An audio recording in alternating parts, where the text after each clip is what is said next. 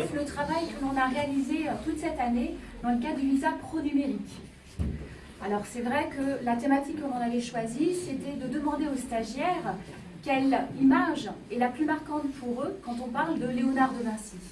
Il a tellement de facettes multiples et différentes qu'on voulait savoir quelle était la représentation, quelle était la vision de vous, stagiaires. Et donc, dans le pro-numérique, eh bien, on a utilisé les outils que l'on avait, c'est-à-dire du PowerPoint, du Excel et du traitement de texte. Et c'est pour ça que dans la petite vidéo, vous pouvez aussi voir à un moment donné vos productions qui vont apparaître. Voilà.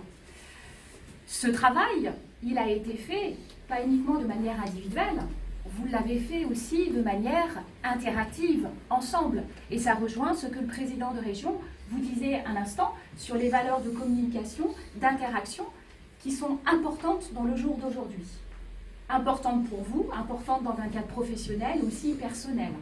Et donc toutes ces valeurs-là, toutes ces compétences, que l'on parle maintenant de compétences transversales, mais qui sont vraiment essentielles, nous, on a décidé de les valider, notamment avec les badges numériques. Voilà. Donc la capacité à communiquer, à créer, à innover, à critiquer, à donner son point de vue, tout ça, ça a été validé au travers de ces cadres numériques.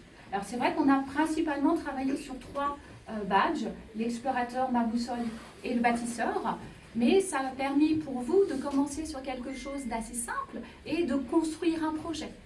Ces badges ne sont qu'une étape pour votre parcours à vous. Après, vous avez encore la possibilité de construire un peu plus votre avenir aussi avec ces badges, notamment avec l'architecte et d'autres. Maintenant, je vais laisser la parole à mon collègue. Merci.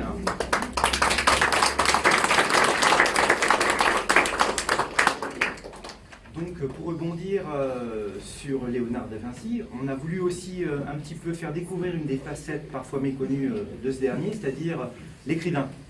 Donc, pour ce faire, on a choisi quelques fables de ce dernier dans la version originale, c'est-à-dire en italien de la Renaissance. Première difficulté auprès des stagiaires, ils ont dû bien sûr les sélectionner et essayer un petit peu de se les approprier. Puis ont utilisé, toujours dans le numérique, les traducteurs les plus courants qu'on trouve par cet intermédiaire, et on a essayé comme ça d'obtenir un texte un petit peu compréhensible. Bien sûr, avec l'italien de la Renaissance, on a obtenu quelques résultats parfois surprenants, donc c'est-à-dire un mot sur 3, grosso modo. Les stagiaires ont dû réinterpréter les textes. Donc ils vont vous présenter sur la présentation que vous aurez prochainement dans la petite vidéo leur propre interprétation des fables de Léonard de Vinci. Vous verrez qu'ils sont très variés sur les thèmes et les sujets. Et vous verrez un petit peu toute la créativité et la méthode qu'ils ont employée pour essayer de traduire ces textes qui, à l'époque, étaient sur des thèmes assez différents de ce qu'on peut découvrir aujourd'hui. Voilà. Merci. Je vous remercie.